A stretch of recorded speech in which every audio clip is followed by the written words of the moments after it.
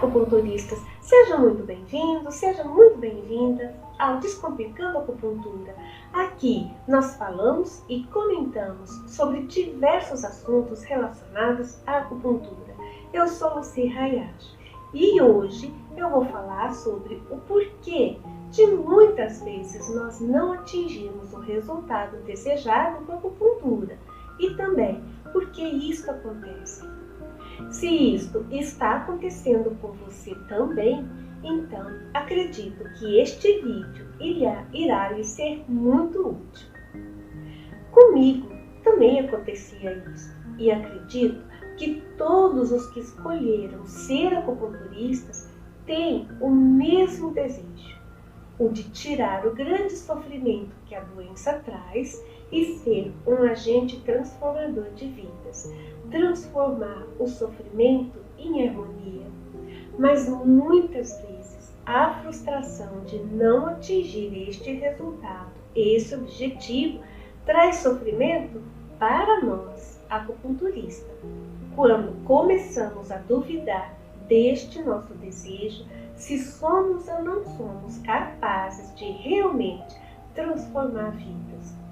E olha, sim, nós podemos fazer isso, mas para isso precisa ter consciência que a acupuntura não é milagre, e nem sorte, e nem dom, e nem sensação, mas sim é conhecimento. Nós não temos agulhas mágicas, nós temos agulhas que têm intenção de algo. E também não é uma boa intenção, mas é aquela intenção de saber o que está fazendo. Antes, eu fazia assim. O paciente chegava. Se era a primeira consulta, então a gente conversava um pouco, falava sobre as queixas, sobre o histórico, sobre as doenças pregressas, sobre as doenças da família e os medicamentos que estava utilizando. E se o problema fosse uma dor, eu realizava uma palpação ali na região, levantava o nível de dor naquela escala de 0 a 10. Então, por exemplo, se o paciente vinha com uma dor lá no ciático, que é muito comum na clínica de acupuntura, e é tão comum que a gente acaba nem pensando para escolher um tratamento adequado. A única pergunta que a gente fazia, que eu fazia, era por onde corria a dor e até onde ela ia. Pronto, já era suficiente para começar a agulhar.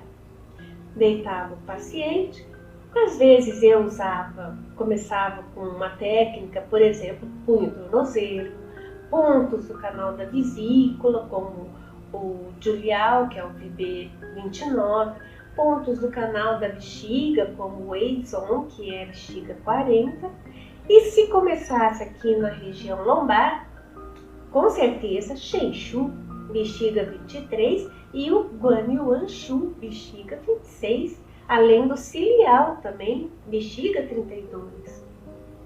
Se a dor corria para baixo do joelho, colocava VB 34 ou estômago 36, e se ia até o tornozelo, colocava com bexiga 60. Pronto. Acupuntura feita, 30 minutos, aí tirava tudo, colocava auriculoterapia, que podia colocar pontos da perna, pontos da pelve, pontos do ciático, pontos da bexiga ou da vesícula biliar, conforme estava passando a dor. Tudo como a gente aprende no curso de acupuntura, nos cursos que a gente faz por aí, em livros, em telefone com amigos, que vai passando algumas dicas pra gente. Não é isso? Então, parece que está tudo certo, mas não. Eu não palpava o pulso, eu não via a língua, não realizava palpação abdominal, não levantava questões emocionais, porque uma dor no ciático tem a ver com questões emocionais. Claro que tem.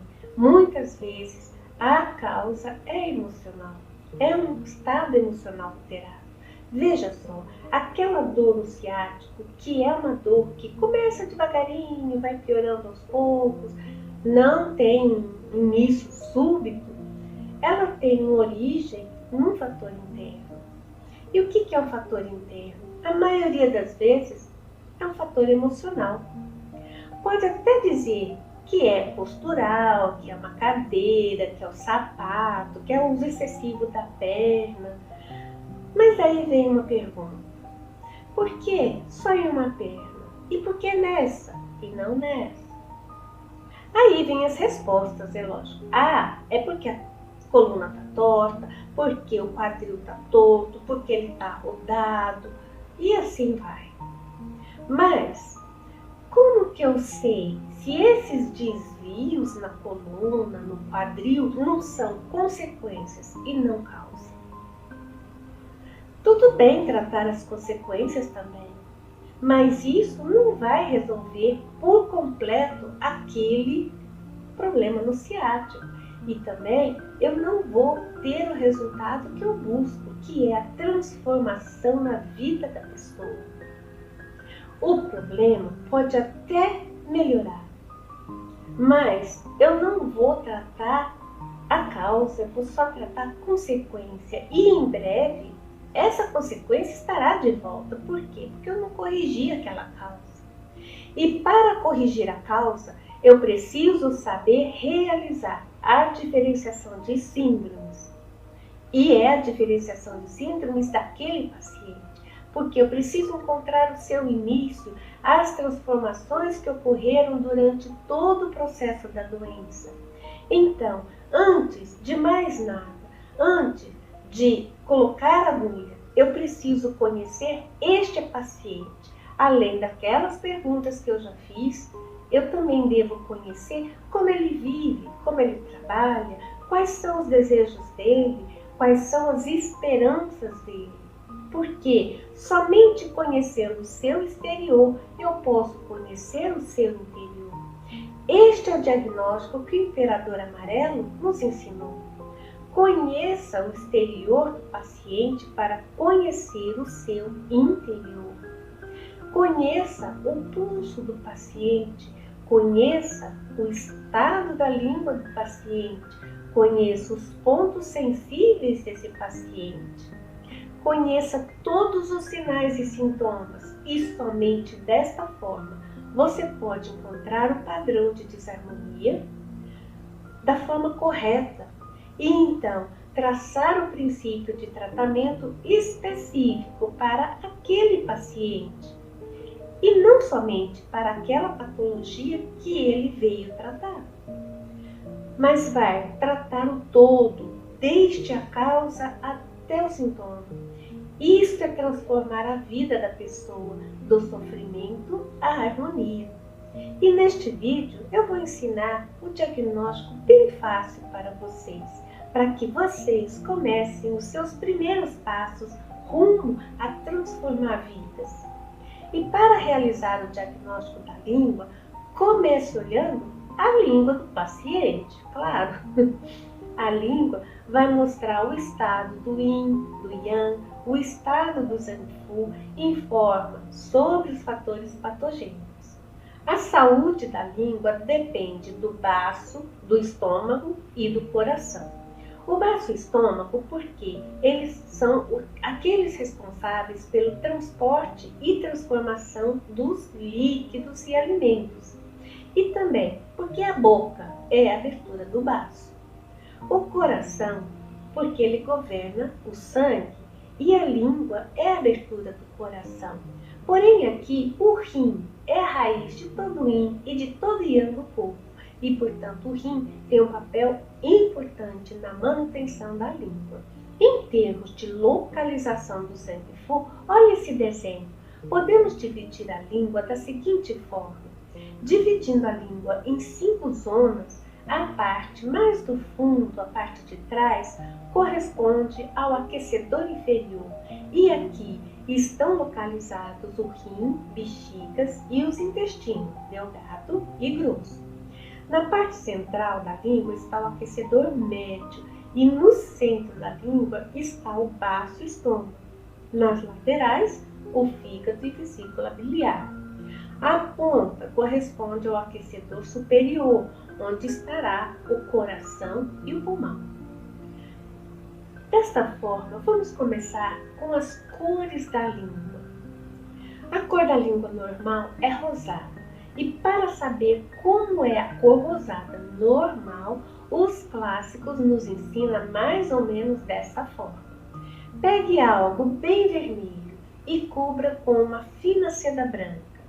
Este é o rosa normal da língua. Pegue uma superfície vermelha, bem vermelha. No meu caso, peguei meu coraçãozinho, que é de Mamãe Eu Te Amo. Agora pega um tecido fino, branco, e coloca em cima. Pronto, esta é a cor rosa da língua normal. E aí você olha e compara com todas as outras línguas, né? Olhando essa cor, tenha ela em mente, essa cor. E agora compare as línguas que você vê. Se é mais pálida, se é mais vermelha, se é muito mais vermelha que isso.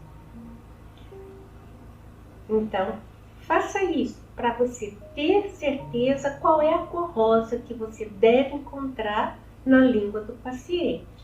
Porque quando a gente fala rosa, tem, sei lá, dúzias de tons de rosa. Qual é o rosa? Agora aqui, olha, você tem certeza qual é o tom do rosa que você precisa procurar na língua. Esse tecido aqui está um pouquinho grosso, poderia até ser um pouquinho mais fino, mas eu não tenho aqui. Então, mas aqui você está vendo bem o tom do rosa. Este é o tom do rosa, tá certo? Qualquer cor mais clara que isto é dito estar pálida, e qualquer cor mais escura é dito vermelho claro ou vermelho escuro. Ou também tem até o azulado. A cor da língua mostra o estado de Shui, do Yin, do Yang, do Qi, do Jin e do Jin. Quando a língua está pálida, pode indicar uma deficiência de Yang, uma deficiência de Qi, deficiência de Shui ou presença de frio. A deficiência de Yang deixa a língua pálida. Por quê? Porque o Yang deficiente ele não acende, então não leva o Qi e o Shui para a língua. Da mesma forma, quando o Qi está deficiente, ele também não se encaminha adequadamente para a língua. Quando o Shui está deficiente, ele não tem sangue suficiente para acender e nutrir a língua e tornar a língua mais vermelha. E por isso ela fica pálida, mostrando que não tem sangue suficiente. O frio, por outro lado, deixa a língua pálida porque o frio torna tanto o Qi quanto o Shui lentos e também bloqueia Yang para chegar até a língua. Agora, se a língua estiver avermelhada, indica a presença de calor, que pode ser por excesso ou por deficiência de Yin. E a língua pode apresentar também regiões vermelhas, mostrando em qual região está o calor, que pode ser em um Zangfu, como pode ser em um dos 3 aquecedores. E por último, se a língua estiver arroxeada, indica a presença de frio, se também estiver úmida, e presença de calor, se estiver seca. Além disso, o arroxeado indica presença de estagnação do Qi ou estase de Shui. Quanto mais vermelha ou roxa, mais grave está a doença. Agora olhe para o corpo da língua. Veja como ela lhe parece. Parece uma língua nova? Parece uma língua velha, seca, úmida demais, com petequias? Tudo isso vai lhe dar uma característica. Uma língua que parece velha, parece enrugada, com aquelas linhas fortes e profundas, normalmente está relacionada com doenças de calor. Agora, quando essas linhas são mais finas, são mais rasas, relaciona-se à deficiência e normalmente é observada nas doenças crônicas de longa data. Uma língua gorda significa retenção de umidade devido à deficiência do tido baço, que já não consegue transformar e transportar adequadamente a umidade e que vai ficar retida agora na língua. Ao contrário, uma língua fina indica que não tem sangue suficiente para preencher a língua e então ela vai ficar fininha.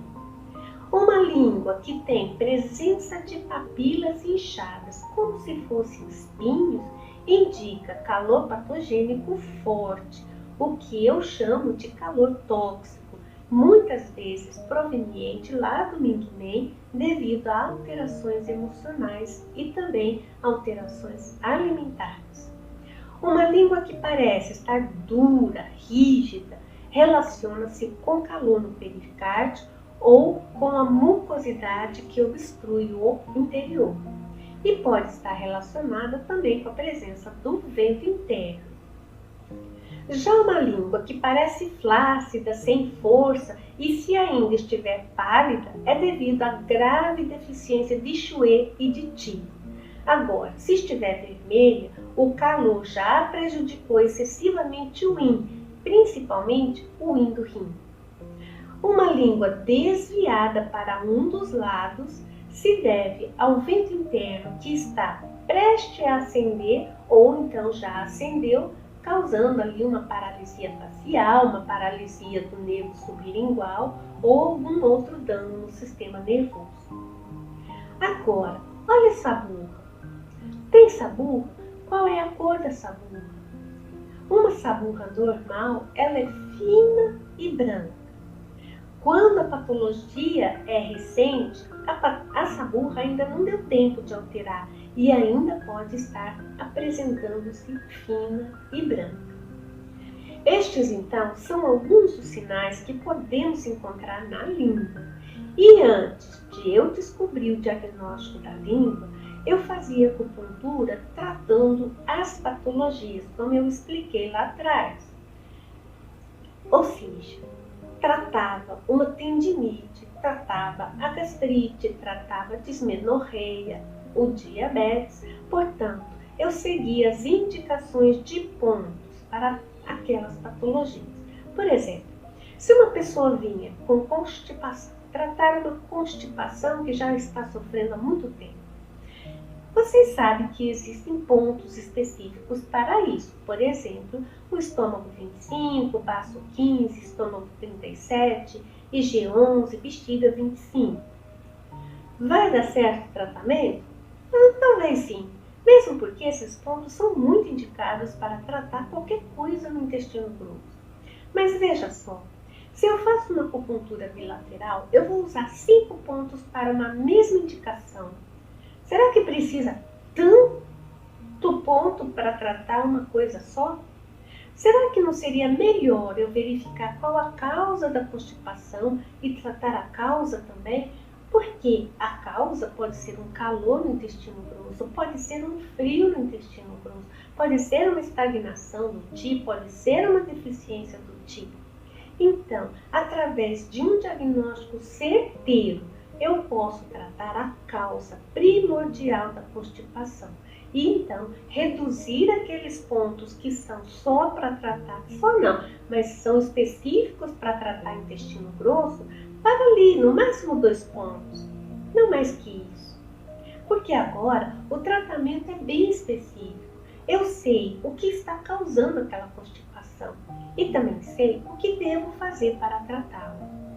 Veja quantas vantagens você tem por realizar um diagnóstico certeiro.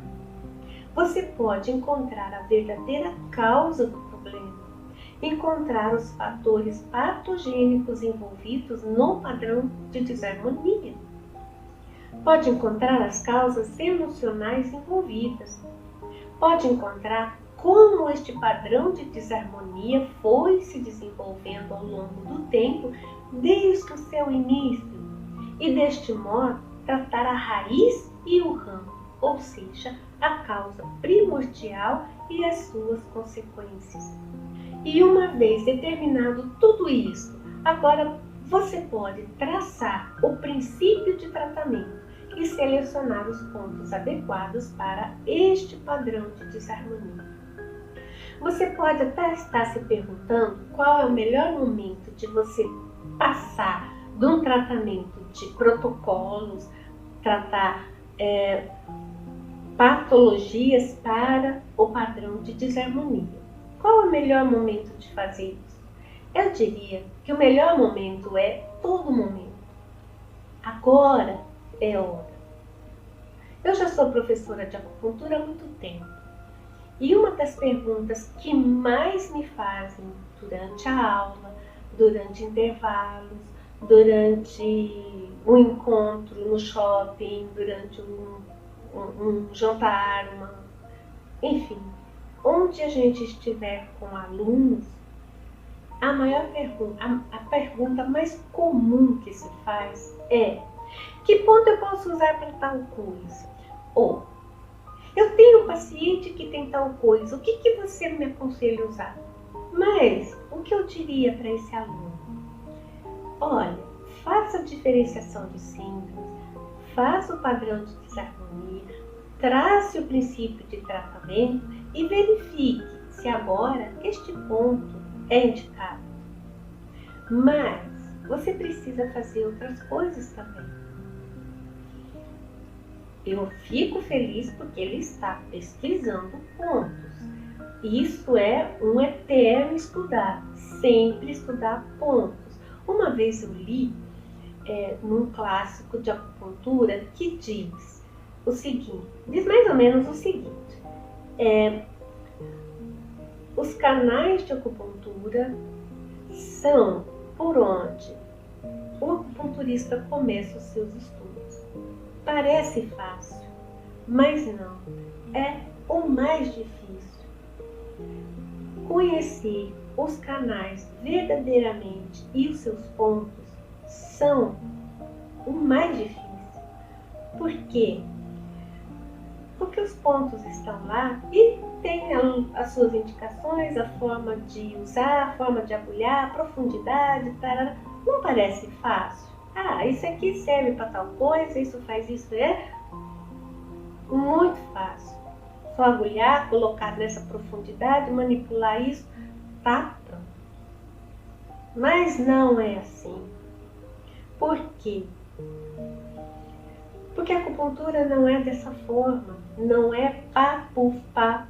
Não, você tem todo um contexto em que precisa encontrar o padrão de desarmonia e a diferenciação de síndromes daquele paciente.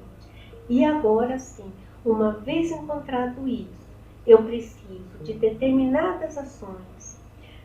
Com isso, agora eu volto lá naquele meu estudo de pontos.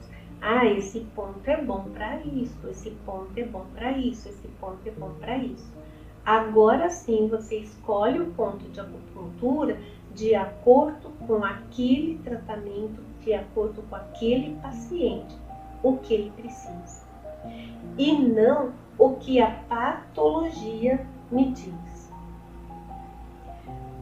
Então, quando alguém fala, esse ponto é bom para cetalgia, eu vou falar, esse ponto é bom para o mesmo ponto. Por exemplo, o Edson, que é bexiga 40. Se me perguntar, ele é bom para cetalgia? É bom para lombalgia? É bom para varizes? É bom para cãibra? Ou seja, ele tratou aqui 4 patologias diferentes.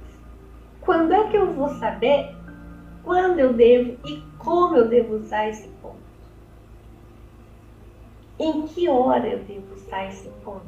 Será que a pessoa que tem cetalgia, eu vou lá e coloco bexiga 40 de primeira, assim, o primeiro ponto, bexiga 40? Ou será que eu não preciso fazer alguma coisa? Será que eu não preciso passar uma informação antes de colocar a bexiga 40?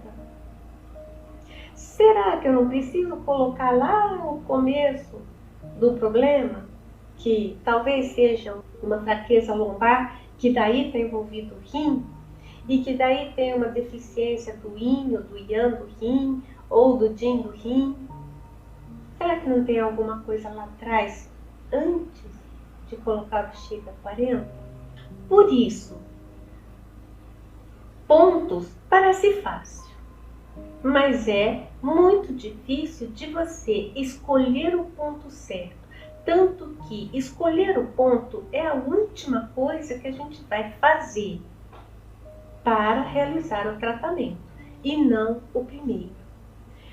Quando eu trabalhava com protocolos e quando eu trabalhava em tratar patologias, vinha alguém com dor lombar, já vinha na minha cabeça bexiga 23, bexiga 40, bexiga 60, às vezes, né? Às vezes o R3 e mais alguma coisa, bexiga 32, ou então bexiga 24, bexiga 26, ali por ali.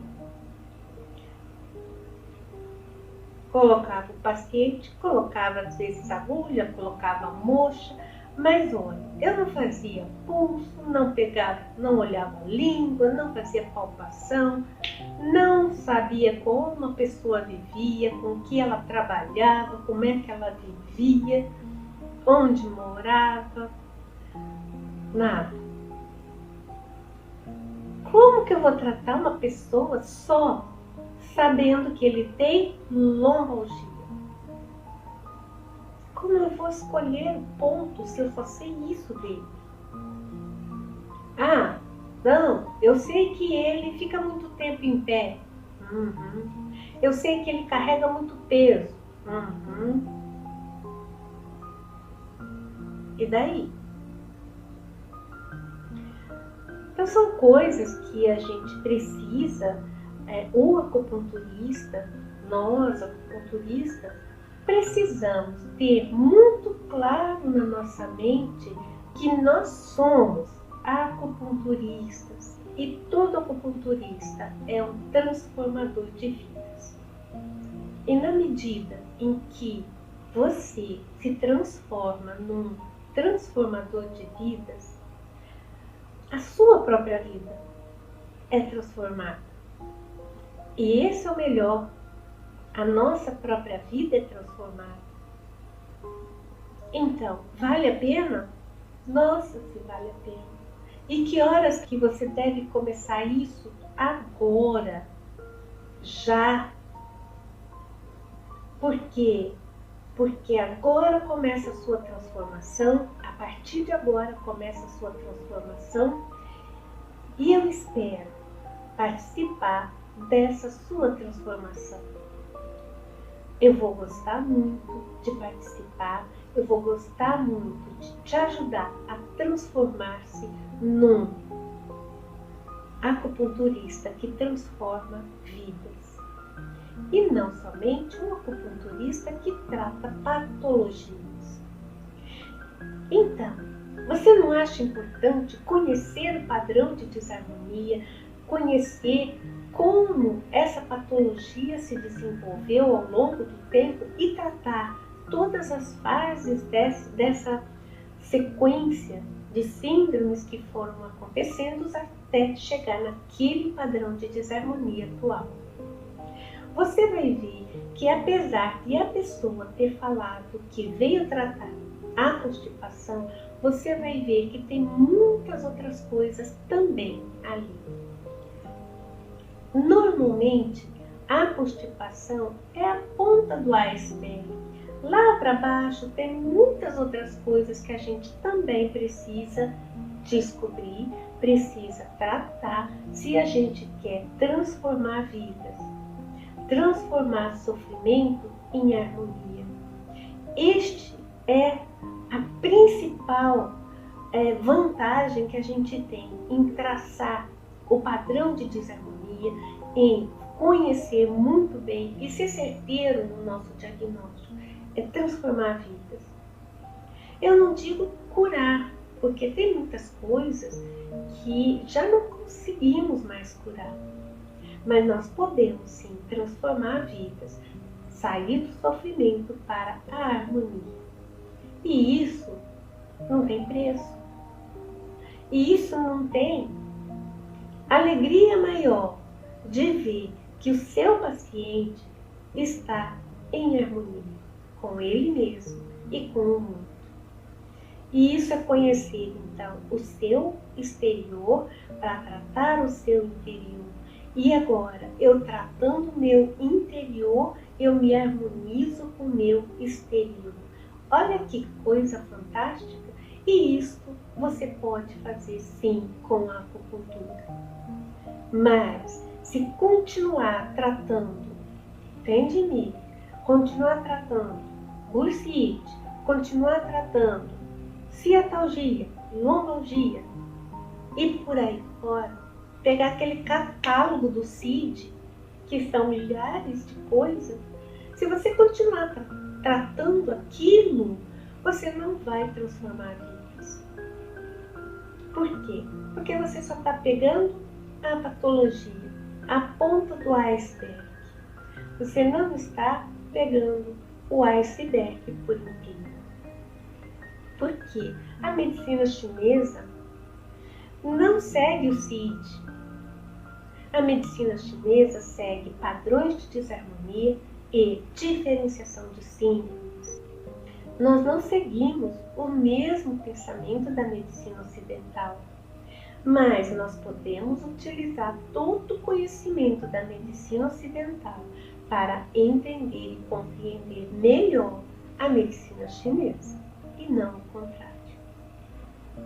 Porque agora a gente junta os dois mundos, pega os dois mundos, o melhor dele, e faz uma acupuntura melhor. Então, espero vocês no próximo vídeo. Fiquem muito bem!